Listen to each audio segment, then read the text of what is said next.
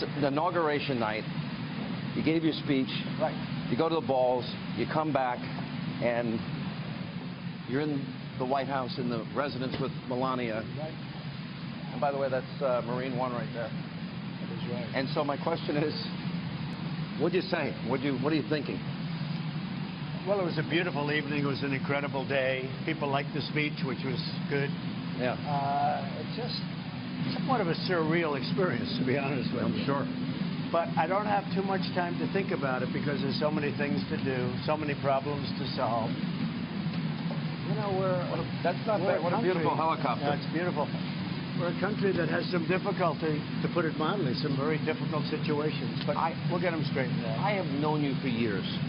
And on a personal level, whenever I've ever talked to you, it's either 11 p.m., 12 midnight, 1 a.m., or 5 or 6 a.m. You're a workaholic. Well, I like working. I don't think I'm a workaholic. I just like what I'm doing. I don't go too much with the vacations because I'm bored.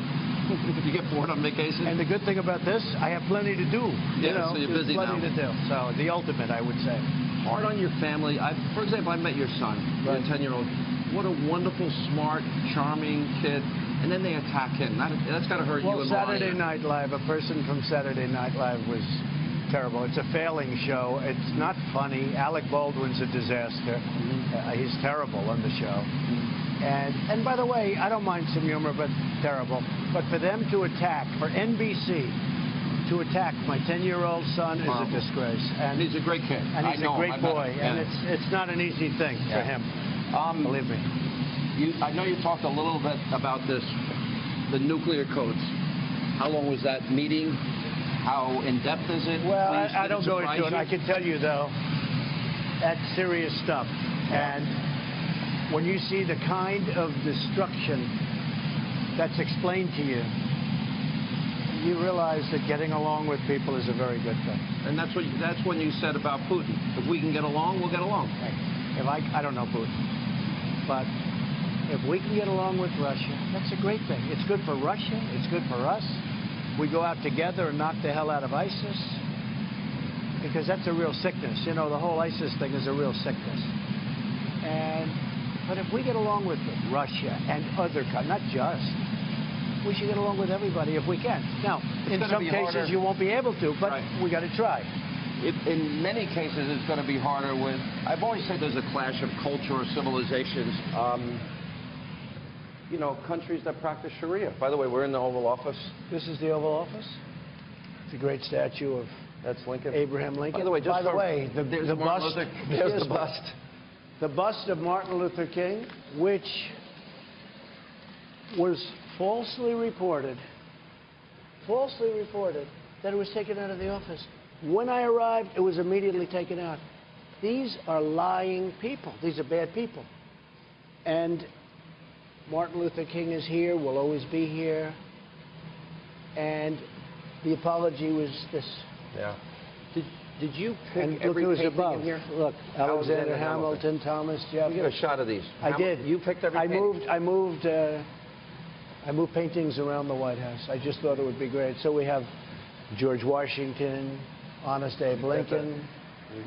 You have Andrew Jackson, who they say was the most like my campaign because his was a vicious campaign. It was a pretty rough campaign. We have a book on Adams and Jefferson. That was the most vicious campaign in the history of our country until this campaign. When you first walk in this office every day and you think of it. Right. Just take a look. And look at my desk. Papers. You don't see presidents with them. I got one question about the desk, and you have Ivanka and Jared have young kids. Are we going to see one of the young kids maybe crawling through there? Could be. I think that's a good idea before they get too old. Yeah. But that was John. That's a secret door. Yeah. In that desk, and that was a famous picture. Why did you pick that desk? Well, it was Ronald Reagan. It was a lot of great presidents, actually. FDR, Roosevelt. We've had a lot of great presidents using this desk. And I thought that would be the appropriate desk. You know, when I came here, you have a right to use your desk and this, and you can pick. They have like 7 desks. You were very impressed with your phones, too. Well, I have great phones. I have phones that, let me tell you, the technology that we have in this country is incredible. Unfortunately, perhaps we don't use it, but Well, we need to. it is great. And the experts that do this work, we have really brilliant people doing it. I assume you're going to be putting, there's a picture of your father that Picture you of just my added. father, right? That wasn't there That's yesterday. right. No, it wasn't. I just added that. That's Yeah. good. You know that, huh? I did notice Well, that. you picked that up fast. And I really, why did you choose the rug of Reagan? You could have also designed your own. Yeah, and others, but Yeah. I thought that, first of all, I liked it. I like the look, I like the lightness, and I like having it be Reagan. I liked Reagan. I disagreed with him on some things, primarily trade. Trade, yeah. He was not as strong on trade as I felt he should have been, but that's okay. But he represented us very well. In your lifetime, who was the president that maybe you admired the most? Well, I liked Reagan. I didn't like him on trade, but other than trade, I liked him very much. Yeah. And he was okay on trade, but not great. I was surprised, my last question for you, I was surprised last night, I was watching your interview and you were holding up the letter that Barack Obama had left you. Right. Seemed like Beautiful a lengthy letter. It was. And you seem to have a personal rapport with him, and you were right, this was a really, really incredibly vicious campaign. What amazed me is that I was vicious to him in statements. He was vicious to me in statements. And here we are getting along, we're riding up Pennsylvania Avenue talking, we don't even mention it. I guess that's the world of politics. But I was tough on him, he was tough on me. And I like him, he likes me. I think he likes me. I mean, you're going to have to ask him, but I think he likes me. He doesn't talk to me. Not too much. No, he doesn't talk to I me at all. can't figure out why. Yeah. But, look, you know, he wrote me a very nice letter, beautiful letter. Yeah. Helpful to you? It's something to think about. Yeah. I agree with the letter he wrote. My I mean, very last question. Yes. Has this whole experience changed you in any way that you can think of? I don't think I've had the time to be changed because I'm cutting the prices of airplanes. I'm cutting the prices of Army tanks. You're working. I'm cutting the prices of submarines. You know, we're lacking submarines, and we're going to build new submarines, but the price is too high. So I'm cutting the prices way down. Doing a lot of work. In addition to getting Ford, General Motors, and some others to let's start building cars here, right? Mr. President, good to see you. Thank you Thank for you your very time. much. You've been very generous. Thank you.